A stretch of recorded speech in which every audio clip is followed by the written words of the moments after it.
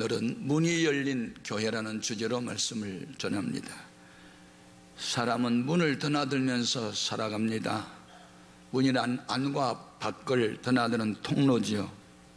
사람이 자기 집, 자기 방까지 들어가려면 세 개의 문이 열려야 됩니다. 대문 열려야 되고, 현관문도 열려야 되고, 자기 방문도 열려야 합니다. 문이 닫혀 있으면 들어갈 수가 없지요. 문은 건물에만 있는 것이 아닙니다. 학교도 문이 있고 회사도 문이 있습니다. 소정의 자격을 갖춘 사람만 문이 열리고, 자격이 미달된 사람은 문이 닫혀집니다. 사람의 마음에도 문이 있습니다. 내가 사랑하고 믿을 만한 사람을 향해서는 항상 마음의 문이 열려 있습니다. 그러나 의심이 되고 불량한 사람으로 인정된 사람은 마음의 문이 닫혀져 있는 것이죠.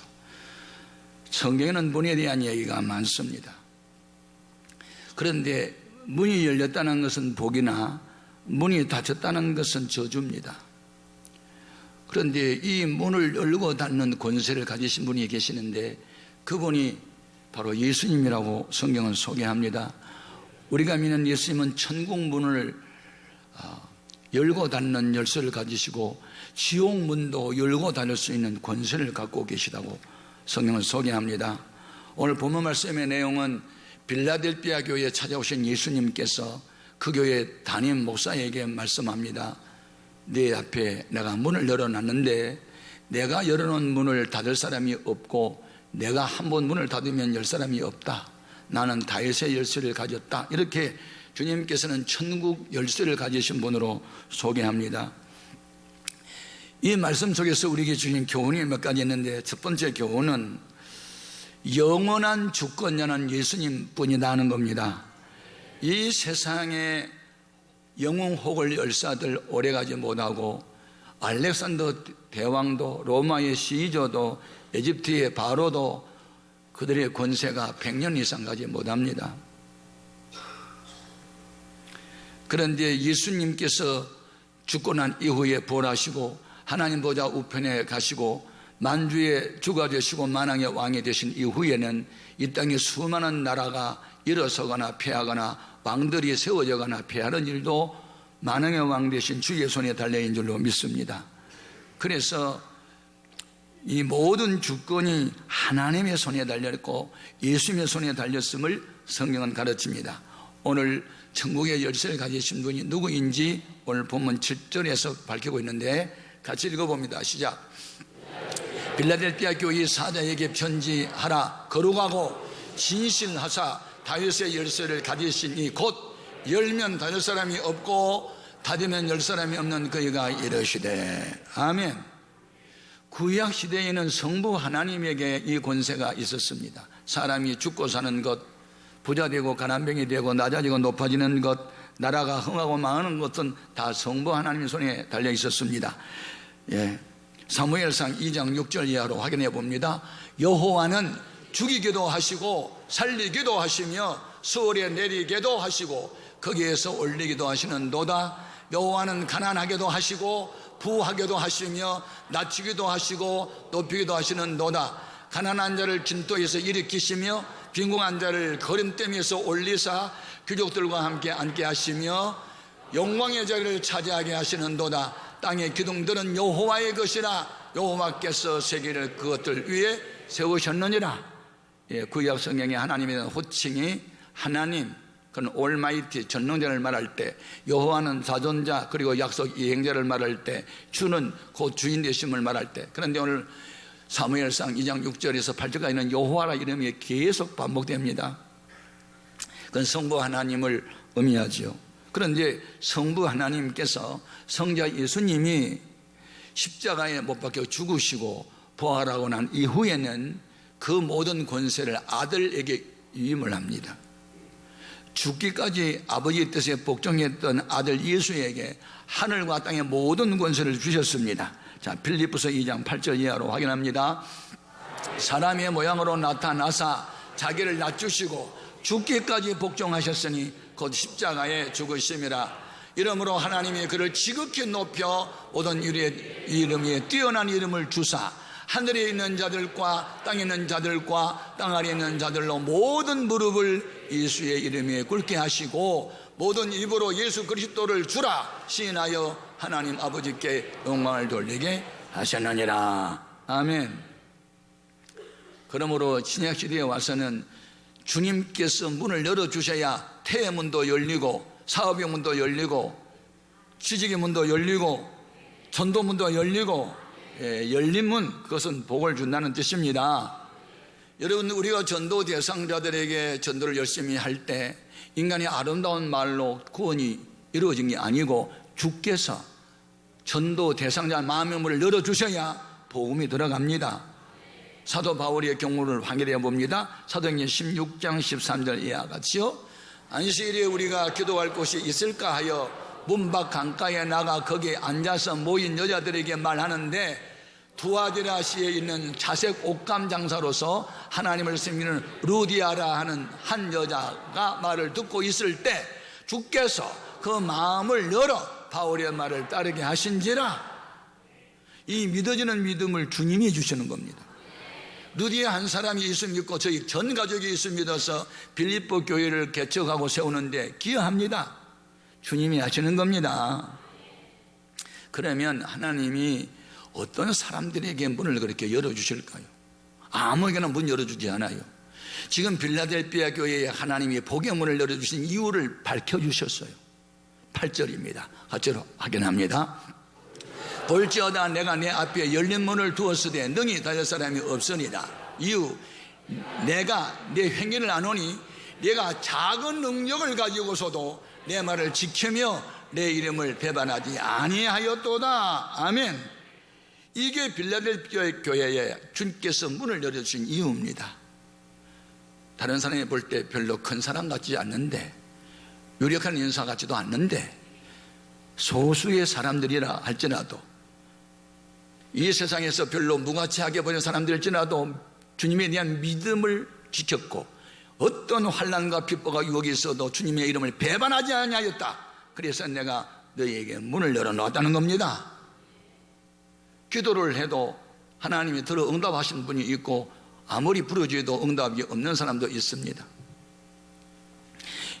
평상시에 신앙 양심에 가책 없이 살고 계명들을 지키고 하나님의 기뻐하는 일을 행하면서 무엇인가를 기도하면 다 응답해 주십니다.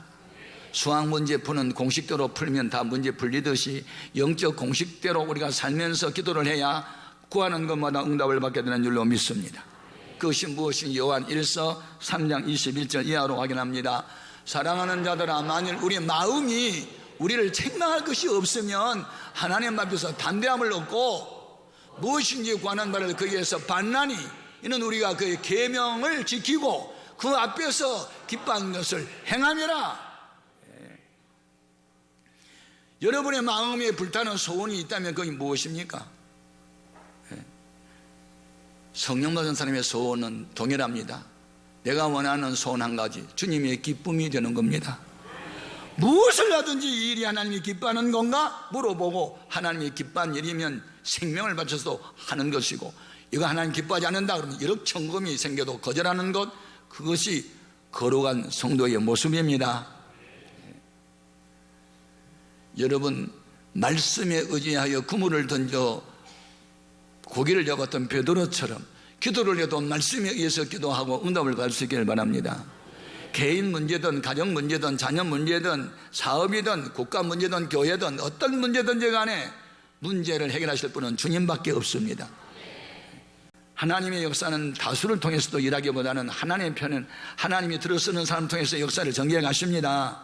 문제는 어떤 사람들을 통해서 하늘 문이 열리고 역사의 문이 열리는가? 믿음으로 기도하는 사람을 통해서 열립니다. 에레미야서 33장 2절 3절로 확인합니다. 이를 행하시는 여호와, 그것을 만들며 성취하시는 여호와, 그의 이름을 여호와라 하는 이가 이와 같이 이르시도다. 너는 내게 부르짖어라. 내가 내게 응답하겠고 네가 알지 못하는 크고 은밀한 일을 내게 보이리라. 우리는 예수님이 절대 주권자임을 믿습니다. 교회의 주인도 되시고 교회를 통치하는 왕도 되시고 국가의 흥망성쇠를 그분이 다 갖고 계십니다. 그분이 우리에게 좋은 문들이 열릴 수 있도록 빌라델피아 교회 성도들처럼 작은 능력을 가지고도 말씀을 지켜 살고 주님의 이름을 배반하지 않기를 바랍니다. 열린 문의 교회가 주는 두 번째 교훈은 주님이 사탄의 역사를 굴복시킨다는 겁니다. 자, 9절 10절 보겠습니다. 보라, 사탄의 회당 곧 자칭 유대인이라 하나 그렇지 아니하고 거짓말하는 자들 중에서 며칠 내게 주어 그들로 와서 내 발 앞에 절하게 하고 내가 너를 사랑하는 줄을 알게 하리라. 네가 나의 인내의 말씀을 지켰은즉 내가 또한 너를 지켜 시험의 때를 면하게 하리니 이는 장차 온 세상에 임하여 땅에 거하는 자들을 시험할 때라. 아멘. 당시 이 빌라델피아 교회는 외부적으로는 세상 향락의 유혹이 있었고 내부적으로는 하나님을 믿는다는 사람들 가운데 사탄의 회가 있었습니다. 여러분, 사탄의 역사, 마귀의 역사가 교회 밖에만 일어난 게 아닙니다. 교회 안에도 있다는 것을 명심하고 좀 놀라야 됩니다. 여러분이 하나님의 종으로 쓰임을 받을 수도 있지만 때로는 마귀가 쓰는 종도 될 수 있다는 이 엄청난 소름 끼치는 일을 우리가 깨달아야 하는 것입니다. 유태인들이 누굽니까? 아브라함의 혈통적 자식입니다. 선민입니다. 그런데 그 유태인들이 하나님을 믿는다는 사람들이 예수를 십자가에 못 박아 죽였습니다. 교회를 공격했습니다. 그때만 있습니까? 지금도 있습니다. 예수를 믿는다고 하는 사람들이, 변질된 사람들이 진정한 교회를 공격합니다. 교회 밖에 있는 게 아니라 교회 안에 있습니다. 육에 속한 사람들, 마귀의 종이 된 사람들이 있습니다. 오늘날 교회를 공격하는 세력이 무엇입니까? 이슬람입니다. 동성애입니다. 이단입니다. 예. 이 거대한 권리들 앞에 다 두려워 떨고 도망갈 것입니까? 아니면 다윗처럼 용맹하게 싸울 것입니까? 선택해야 됩니다. 아무도 십자가를 지려고 하지 않습니다. 예수 믿고 복받고 아들딸 잘 되면 됐지, 뭐 순교는 무슨 당신이나 하셔요, 이런 시대입니다. 십자가 이해하고 죄 회개하면 다 도망가고 상처받았다고, 이런 시대에 우리는 살고 있습니다. 기독교의 본질이 흐려졌습니다. 우리는 예수님을 따라가야 합니다. 좁은 문으로 들어가야 합니다. 멸망하는 문은 찾는 사람이 많습니다. 그러나 좁은 문으로 들어가는 사람은 수가 적습니다. 말씀대로 산다는 것이 쉽지 않기 때문에 적당하게 살려는 사람이 많다고 말이죠. 예? 이슬람의 창시자 모하메드는 왜 기독교인들을 다 죽이려고 하고 유태인들을 왜 죽이려고 하죠? 원래 모하메드는 아브라함의 신데 본체에서 난 후손이 아니고 하갈, 이스마엘의 후손입니다. 그래서 본토에서 쫓겨났잖아요. 그래서 이스마엘의 후손인 이 모하메드는 유태인들이 미운 겁니다. 그 유태인 중에 하나인 예수님이 미우니 예수 믿는 우리가 미운 겁니다. 그래서 이슬람교가 기독교를 죽여버리려고 하는 겁니다. 그런데 뭐 할랄 식품이니 무슨 이런 이야기하고 우리나라에 50만 평을 주려고 그러고 이것저것, 그래서 모스크들을 세우고 글로벌 시대에 모든 사람 친구 삼아 같이 가자. 여러분, 아무나 같이 하면 됩니까? 죄인하고 같이 가도 되는 겁니까? 마귀하고 손을 잡아도 되는 겁니까? 우리는 진리가 아니면 노라고 대답해야 됩니다. 반대해야 되는 겁니다. 예? 지금 온 세상의 쾌락주의, 물질 만능주의, 과학주의로 흘러가고 예수를 믿는 것은 아주 옛날에나 있었던 일이지 지금 현대사회는 맞지 않다고 사람들이 말합니다. 그렇습니까? 천지가 변해도 진리는 변하지 않습니다. 영원히 주님은 영원한 구주가 되시는 겁니다. 예? 저는 요즘 기도합니다. 골리앗과 싸우는 다윗이 되게 하소서라고 나 자신을 위해서 기도하지만 우리 교회들이 다 다윗이 되게 하소서. 그래서 거대한 골리앗과 싸우는 거룩한 용기를 주옵소서. 우리에게 물맷돌을 주시옵소서. 믿음을 주시옵소서. 여호수아가 모세의 후계자가 되고 가나안 7족속을 항복시키는 정복 전쟁을 할 때 7년 했습니다. 그 7년의 전쟁에서 승리를 이끌 수 있었던 것은 여호수아와 함께 목숨을 같이 하려고 했던 헌신 충성된 사람들이 있었기 때문에 가능했습니다. 그는 누구였습니까? 루반 지파와 갓지파와 므낫세 반지파 사람들이었습니다. 여호수아 1장 16절 이하로 확인해 보겠습니다. 그들이 여호수아에게 대답하여 이르되 당신이 우리에게 명령하신 것은 우리가 다 행할 것이요 당신이 우리를 보내시는 곳에는 우리가 가리이다. 우리는 범사에 모세에게 순종한 것 같이 당신에게 순종하려니와 오직 당신의 하나님 여호와께서 모세와 함께 계시던 것 같이 당신과 함께 계시기를 원하나이다. 누구든지 당신의 명령을 거역하며 당신의 말씀을 순종하지 아니하는 자는 죽임을 당하리니 오직 강하고 담대하소서. 이런 말로 여호수아에게 용기를 심어주니 용기에 백배한 여호수아가 전쟁에 앞장설 수가 있었던 것입니다. 여러분, 지도자들에게 힘을 실어줘야 합니다. 하나님의 뜻을 이뤄보려고 몸부림을 치는 사람들에게 돕는 자가 되어야 합니다. 모세의 손이 피곤할 때 손을 붙잡아줬던 아론과 훌이 되어야 하고, 정탐꾼 12명 중에 긍정적으로 보고하는 여호수아와 갈렙이 있어야 하고, 그러면 역사는 바꿔지는 겁니다. 아멘. 세 번째 좀 교훈이 있습니다. 우리 성도는 이제 성전의 기둥이 되어야 합니다. 여러분, 기둥이 뭐죠? 무거운 지붕을 다 떠받치고 요지부동하고 서 있는 겁니다. 그런데 기둥이 아무나 되겠습니까? 기둥은 휘어지거나 굽어 있는 것은 기둥이 안 됩니다. 가느다랗고 약한 것은 기둥이 안 됩니다. 굵어야 하고 커야 하고 곧아야 하고 단단해야 되고, 어떤 일이 있어도 흔들림이 없는 게 기둥입니다. 이렇게 기둥 같은 성도가 되면 하나님께서 주는 은혜와 복은 상상을 초월합니다. 11절 이하로 보겠습니다. 내가 속히 오리니 네가 가진 것을 굳게 잡아 아무도 내 멸류관을 빼앗지 못하게 하라. 이기는 자는 내 하나님 성전의 기둥이 되게 하리니 그가 결코 다시 나가지 아니하리라. 내가 하나님의 이름과 하나님의 성곳 하늘에서 내 하나님께로부터 내려오는 새 예루살렘의 이름과 나의 새 이름을 그 위에 기록하리라. 귀 있는 자는 성령의 교회들에게 하신 말씀을 들을지어다. 아멘.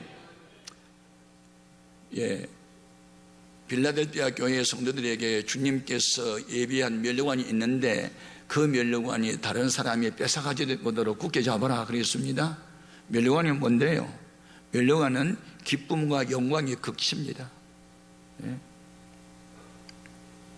이와 같은 영광과 기쁨의 극치인 멸류관은 죽은 뒤에 천국 가서 주님께 받은 것만 있는 게 아니고, 이 세상에 살아가는 동안에 누군가에게 나는 기쁨의 멸류관이 될 수 있습니다.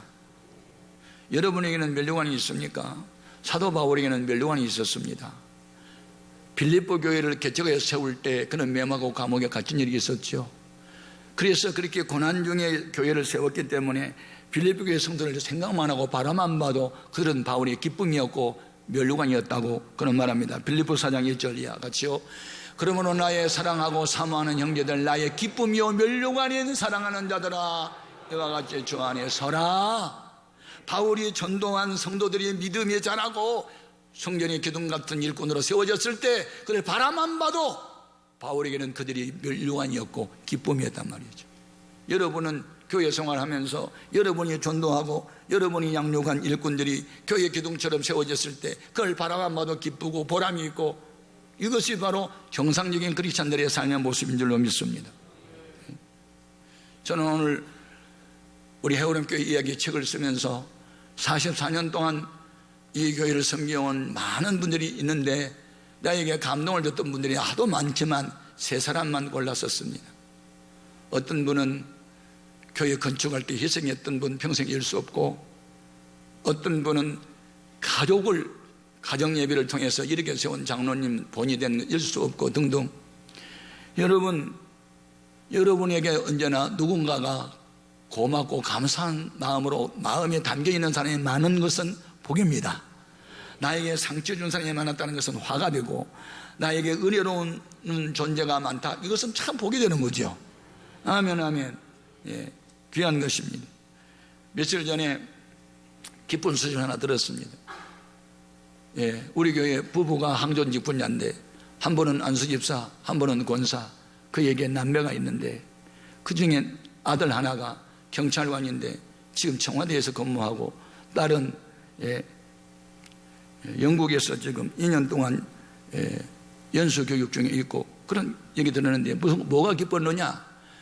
경찰 공무원 시험을 치고 훈련 받으면서 내무 생활을 하는데 매주 토요일만 되면 다 동기들이 술 파티를 하는데 이 형제는 나는 교회 나가는 크리스천이기 때문에 술 안 마신다. 그래도 한 잔만 마시라. 그래도 안 마신다. 그러다 왕따 당했답니다. 왕따 뭔지 아지요? 따돌리는 거.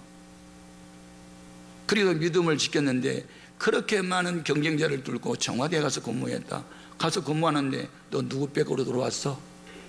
나 백 없는데. 들고 다니는 백 말고.